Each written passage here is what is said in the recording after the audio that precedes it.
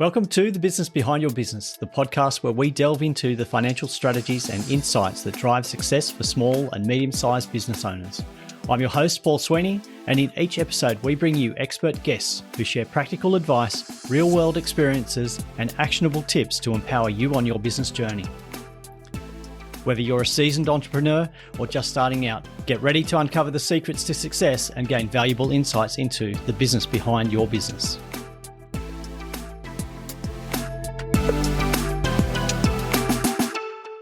Okay, welcome back to The Business Behind Your Business. And look, we're following on from the idea of how a business owner can push through some of the struggles and issues that they've been facing in recent times.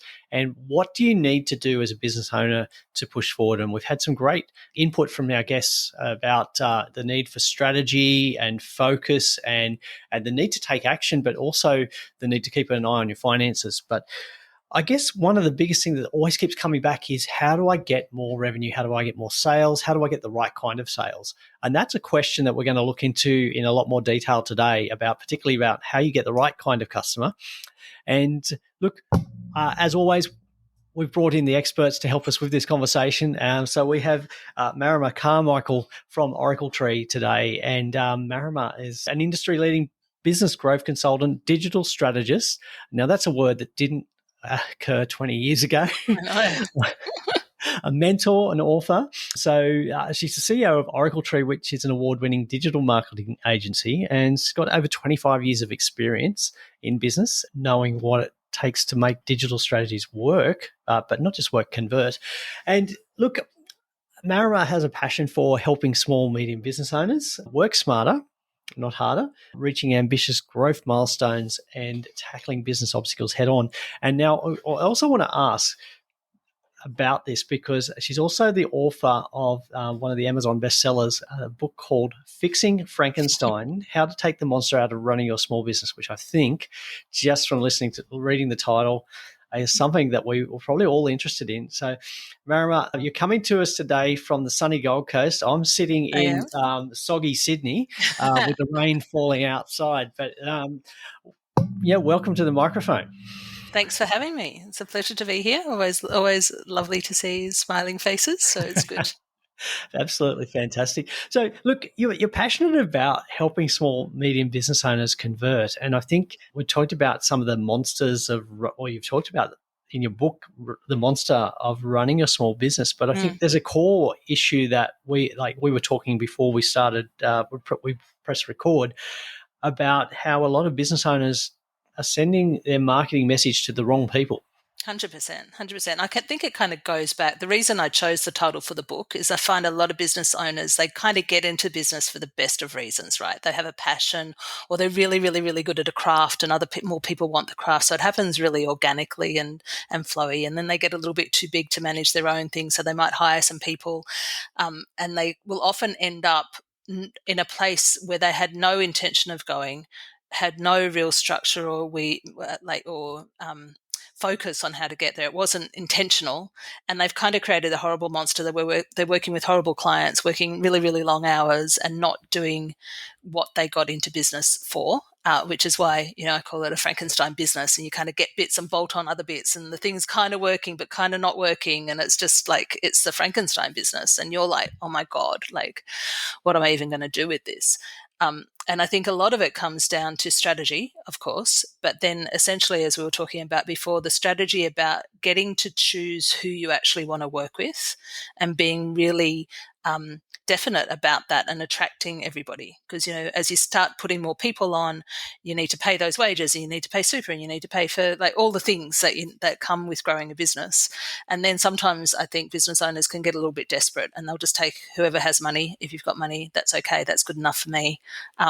And you kind of end up having not good experiences with your clients. So I think that that's something that we forget that we can do, that we're in charge of our own destiny as business owners. We get to choose who we work with and who we don't work with. And if we can have those strategic thoughts in the first place, then we can actually drive our own ship and go where we want to go rather than just wherever we end up. Yeah, and that's one of the big frustrations that a lot of business owners express, is that they're not happy with the way their business is. And what they're doing with it, who they're doing it for. And if you ask them, why did you start your business and what did you want? You wanted to work with people that, the right type of client, the client that pays you, that you enjoy working with, that's going to make a profit from. You want to have time off. You don't want to be working ridiculous hours. You want control of your business. You want to be able to make choices in line with your goals and your lifestyle. And then when we compare the business today to what they thought they were going to get, there's a big difference and a lot of frustration. And it's not fun. No. Business has become not fun. Not fun at all. And I think a lot of people get into business because they want freedom. Like that's the thing, is that they want freedom. They don't want to work for a boss. They want to be able to set their own time and set their own hours. And then the hours they set themselves are 100 hours a week, like on the grind, doing things that don't necessarily suit them, don't suit who they are innately as humans. You're spending time trying to do the books when they really shouldn't be doing the books, spending time trying to do their own marketing when they really shouldn't be doing their own marketing, spending time trying to manage HR when they really shouldn't be managing HR, all of that stuff. And they just try and do their thing. And I think it's a lot of businesses, a lot of SMEs have that same thing. And then as they get bigger and bigger, it's harder to move, right? Because you've end up making a bigger ship that gets harder to move. Then change course and change direction and retrofit, because you've got more moving parts that are already in place. Yeah. So a lot of aspects to the business that I guess people think that because they're running their own business, they have to do these tasks or these roles, and that's where a lot of the frustration is.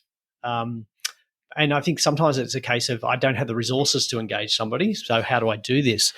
But let's focus on one of the core issues that you're very good at, and I think it was one of those key frustrations that was coming through is how do we identify the right type of client for our business? What's the process? So the process that I recommend is actually a little bit of introspection and thinking about who your clients are that you really like working with right now. And then we create a thing called a customer avatar, which some of your business owners and listeners might be aware of. It's like basically a made up version of a human that is a representative of your customer, your ideal customer. A few things about that is I don't recommend, some people do, but I don't recommend that you think of a literal customer, like this is Jenny, I work with Jenny, I like Jenny, because if you do your business right, Jenny's going to change as they're working with you. So the Jenny that you know now, 5 years after you've been working with her, isn't the Jenny that met you on the first day when she needed your services. So I'd recommend against thinking of an actual person, but really going through and thinking, kind of creating a composite character. It's quite a creative process. So you think about, who they are. What is their name if they were one individual person? Because one mistake I see a lot of business owners make in their marketing is they try and be everything to everybody, which just means they become white noise and no one hears it. Human beings are very adept at only seeing what interests them, which is why we end up with echo chambers on social media and why the algorithms work, because you show an interest in something, you get more of that something and more of that something and more of that something. So if you're not consistent in your messaging, then you don't get to break through in any market. So you might as well be putting your effort behind the people that you actually want to attract and not the people that you don't want to attract. So for instance, if you're talking about your language on your website and on your social media and you're talking in small terms, so just say you want to be working with but you're a B2B and you want to work with businesses that have teams of whatever size. Use the language that your clients use when they're talking about it. You're not going to be talking about you are doing this. You're going to be talking about your team doing this. You're going to be talking about hiring problems. They're going to have different problems and different solutions. And a very early startup business where they're literally doing everything by themselves is going to be much different from a team with 10 people, and that's going to be different from a team with 50 people, and that's going to be different from a team with 200 people and 2,000 people. So if you're thinking about the language that your customers actually use, so that would be tip number 2, is actually think about the words, the actual words your customers say to you and your ideal customers say to you when they're coming to you. When they say, I need help with XYZ, what is it that they're saying? Because again, as business owners who are experts at our craft, oftentimes we will translate what they're saying to us to be what we know the problem is, which isn't what the customer thinks is the problem yet.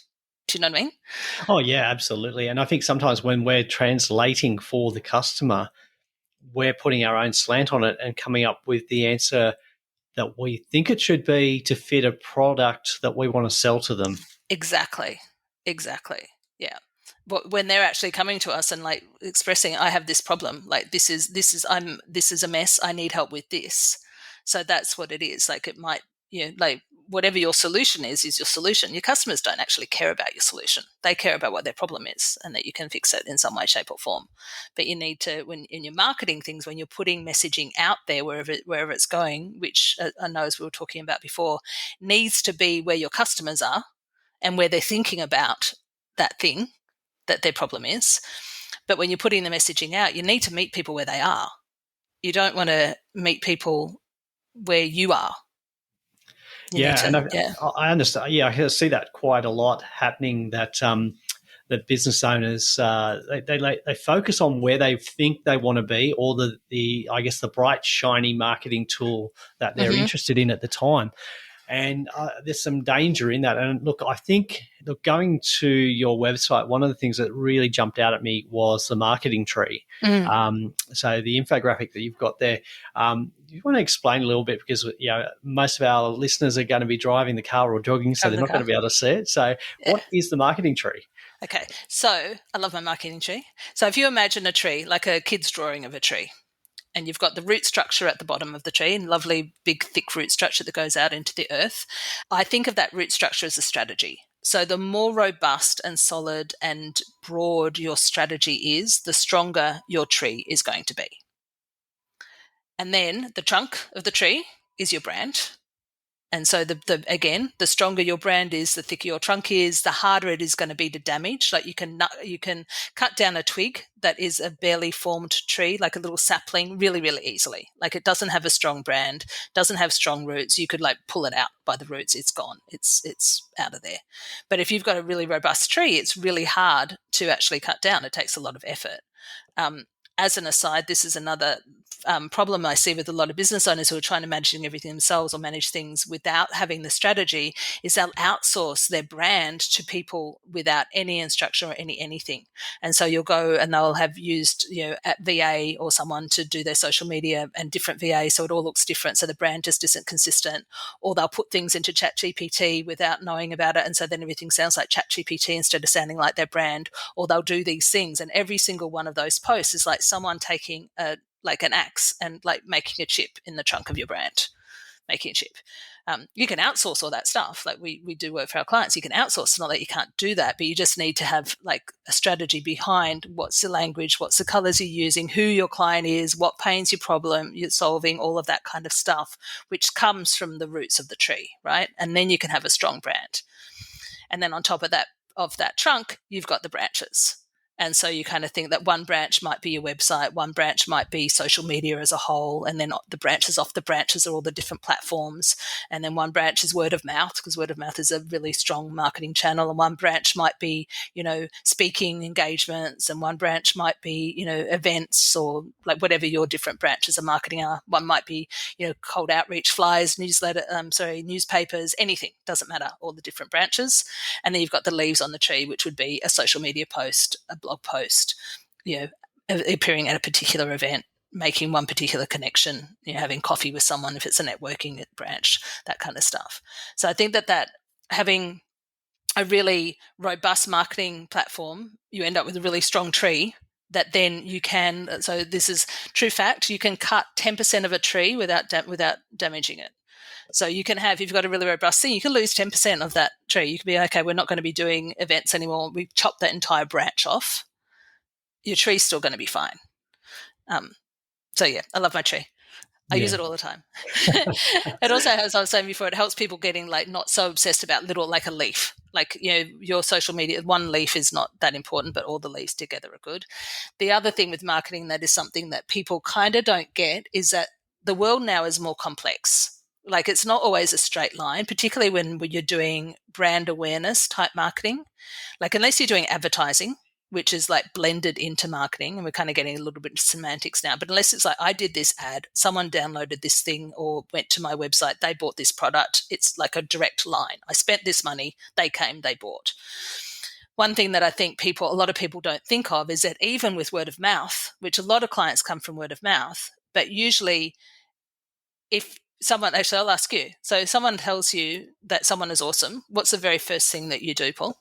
Well, I'll go and check out their website, their Google reviews, their social media, whatever I can find out about them before I make contact with them. Exactly. And so does everyone else. Like I bet every listener who's listening here will do exactly the same thing.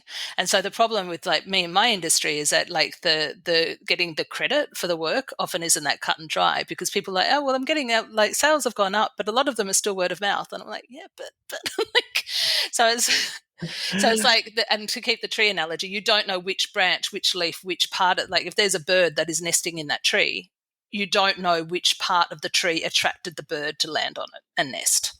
Do you know what I mean? Yeah, yeah. And it's complex. It's not that we live in a very complex world at the moment. Things aren't that cut and dry.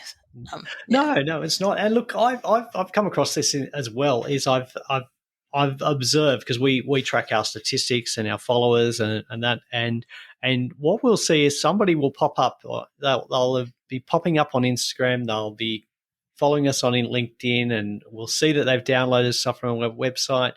And then we get the phone call from them. So we can actually see that trail of, I guess, interactions. So, but it's been more than one interaction in more than one area. Exactly. And I think, stealing a phrase from you, there are different types of conversations that we've been having with this potential client without actually having a conversation with them. Exactly. Like they're getting to, the old adage of people do business with people they know, like, and trust. That's where it is. It's like you need to have enough content out there in enough places, talking to your customers in ways that they understand are important to them, in language that they understand that's appropriate for where it is. And we were talking before we hit record as well, is like you'll have a different conversation on LinkedIn to what you'd have on Instagram. You're not going to be posting the exact same thing, or you shouldn't be posting the exact same thing. Some people do, but you shouldn't be. It might be the same essence, but it's not going to be the exact same post, because people in LinkedIn are in a different mindset than people who are on Instagram or on Facebook or on Threads or on whatever other platforms they might be on. People on YouTube, for instance, are looking usually for longer form content that they're going to sit down and engage with. They want to learn how to do something. People on Instagram are usually just looking for inspiration and pretty photos and sunsets and pretty things, like very easy to consume, often while they're sitting on a toilet. That it's not like in-depth information. It's just like, I'm stuck on a bus, I'm waiting in a queue, I'm going to scroll through, capture their eyes. Like it's not deep conversation on Instagram. I always think of Instagram as like the nightclub. Like you can't have real conversations, but it's just how everyone looks. Like, where's the eye catching? Yeah. But there is that place. So like if you've got, like, I think what we describe as thought leadership, more detailed explanations than a different forum, say LinkedIn and YouTube, blog sites, YouTube, your blogs, Yeah. So and that comes back to that whole analogy of the tree with the multiple branches. And, look, you mentioned about 10%, losing 10% of the tree. A lot of business owners have been panicking recently over, what's going on with TikTok, what's going on with X, what am I losing there? But if that's all the marketing focus you've got, well, you're in trouble, because you've got this little twig with one branch. But if you've got a very solid brand with marketing on all of those different branches and spread out and lots of content, then one media disappears, you're not going to be impacted. Exactly. And they're saying too, like even if it's word of mouth, like if you've got like if 80% of your business, and you know this in what you do, if you've got too big a client, that's a really dangerous place to be. You lose that client for whatever reason, and your business is in big trouble. Whereas if you have a more broad reach of clients, then you lose one client, you're fine. Like it's not going to, it's never fun, but you'll be fine. So it's all a numbers game. And if you it gives a lot more resilient. The bigger your tree is, the more resilient you are. So it's about reducing risk as well in your marketing strategy. 100%. Yeah. So different conversations, different kinds, different areas, but we're focusing on the same ideal client. Is that correct? Yeah, 100%. Same ideal client who are in a different situation, potentially on a different. You can have a few ideal clients. So you might have it, though, typically speaking, you might have between 1 and 3 customer avatars, is what we call them. And so it might be, that and they'll have things in common. But if you talk to an individual person who is your made up person, how they show up. So if you think about your friends, for instance, and your colleagues and stuff, if you're having a barbecue with someone, they're going to be a different person when they're out, having a beer and game of cricket or whatever, than they are going to be if they're at a networking event or at an awards night or at they're visiting their parents or, anything else. Like you have different people.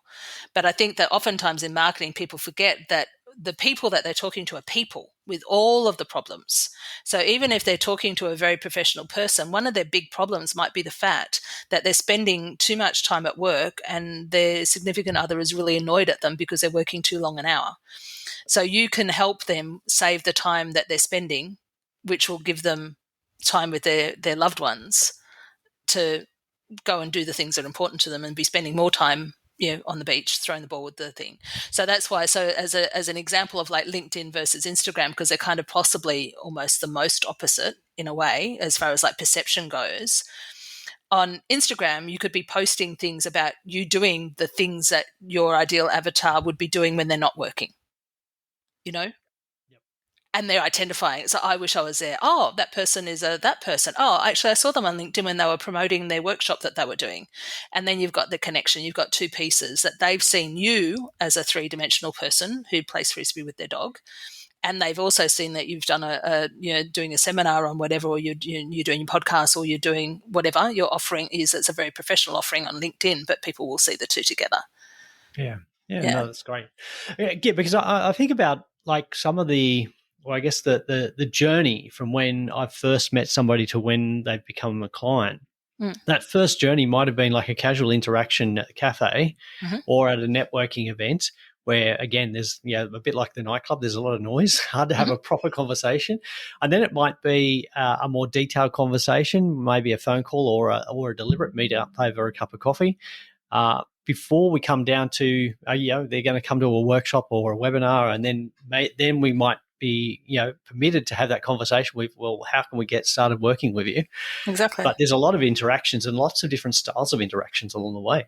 Exactly. So one of my, a good friend and mentor of mine says a line that relationships equal interactions over time, which is very scientific, but it's true. You think about it, like you have a relationship with your local barista. You might not say more than, almond latte, please. But you have a relationship with them over a period of time that you have interactions over time. Whether the interactions are small or large, obviously relationships get deeper if you're having deeper interactions and you can have a more intimate relationship. But I think it was Ryan Dice that kind of made fantastic analogy about you don't want to ask people to marry them on the first date. You don't even want to ask them for their phone number. You want to ask them, meet them in a safe, neutral situation. If you're thinking of going back to dating, otherwise it's just creepy. If you go in too hard, too fast, it's just creepy. You want people to get to know you and be, oh, okay, this person looks interesting. I like what they say. We seem to be in the same mindset. We seem to have things in common. I think I could get along with them, whether that's business or personal or both, depending on what the things are. I mean, if you're in commerce and it's much more transactional, it's less important. But if you're in a B2B or a service-based thing, the relationship piece is much, much more important. But even transactional stuff, you still want to trust that you're going to get whatever it is that you buy. You want to trust that it's made in a way that suits your own ethics and that it's something that you want to give your money to and that it'll turn up and it will depend on what the thing is that you're buying. So it works for all industries and all everything. It's just different. There's slightly different nuances depending on the situation. Yeah. Look, Marama, you've said a lot of great tips and I guess a lot of strategy there, which I think is the missing piece in a lot of business when they're actually talking about, well, how do I grow my business? How do I grow my sales? We'll immediately jump to the tactic and not the strategy. Again, stealing from the marketing tree infographic. Strategy first. Look, you need to go to oracletree.com and have a look at that. But while you're on oracletree.com, there are some other resources that you should check out. And I think there's some regular workshops that you run to help business owners with this. Mm-hmm. Yep, absolutely. Yeah, we do free lunchtime workshops periodically throughout the year. So we've got a series starting just now. Obviously, I don't know when you're going to be hearing this, Mr. Listener and Mrs. Listener, but we do them fairly regularly. So hop onto the resources tab and there will always be like an expression of interest. So if you've missed the round, like you'd register your interest for the next one. But we've got, I think, about 6 or 7 different workshops touching on different things up there in the next few months. And we did them last year and they were lots of fun. So I imagine that we'll probably keep doing it because I enjoy it as part of that giving back process. So I imagine they'll stay around. Yeah. Yeah, fantastic. And of course, we mentioned the book earlier. The book title is Fixing Frankenstein: How to Take the Monster Out of Running Your Small Business. And look, we've been talking about the different stages of the journey. And I guess, look, if you were interested in working with Marama and Oracle Tree, the first step is check out the website, oracletree.com. Have a look at the workshops, have a look at the resources, and then have that, reach out and say, well, how can you work with me to get me a better result? So I don't have a Frankenstein and I am working with the clients that I want to work with. Exactly. And there is a big red button on there as well that you can actually book in a free 20-minute strategy session, which, if anyone's listening, is actually a strategy session. Like you'll be talking to me much like I'm talking to Paul now, of like, this is what's going on. And I'll be like, blah, blah, blah, blah, and give you as much information as I can in that 20 minutes. So feel free to do that as well. That's, again, part of my giving back. It's not a sales pitch. It's, if you want to work with me, obviously I'll tell you how, but that's not what the intention is. So quite a few people use that and like, I don't have any space to work with you right now, but I'd really like some advice on this. And I'm more than happy to give my time as part of like helping SMEs kind of get out of that monster mindset. So feel free to do that. Fantastic. Well, Marama, thank you very much for your time today. It's been an absolute pleasure and some great advice, great information, great tools and resources available. And thank you for sharing this and giving back to small, medium businesses. And look, as a listener, please reach out, have a look at the resources. And if you've got value from today's episode, please share it with another small business owner that needs help or would benefit from hearing content like today's discussion with Marama, or any of the other conversations we've had on the Business Behind Your Business, which are all available on our website at thebusinessbehindyourbusiness.com, or anywhere you listen to podcasts or watch podcasts on YouTube. So plenty of options to however you want to digest great content like we've had today. So please share that with a business owner that needs to know. So thank you again. Thank you, listeners, and thank you, Marama. Perfect. Thank you. Bye. That's a wrap for this episode of The Business Behind Your Business. We hope you found today's discussion insightful and valuable for your business journey. Before we go, don't forget to subscribe to our podcast on your favourite platform. Share it with fellow business owners who could benefit, and send in your burning questions because we love hearing from you. Missed any of our previous episodes or looking for additional resources to help grow your business? Head over to our website at thebusinessbehindyourbusiness.com. There you'll find our full archive of past episodes, along with show notes, transcripts, and links to valuable resources mentioned in each episode. Your journey to business success continues at thebusinessbehindyourbusiness.com. Until next time, stay inspired, stay informed, and keep building the business of your dreams.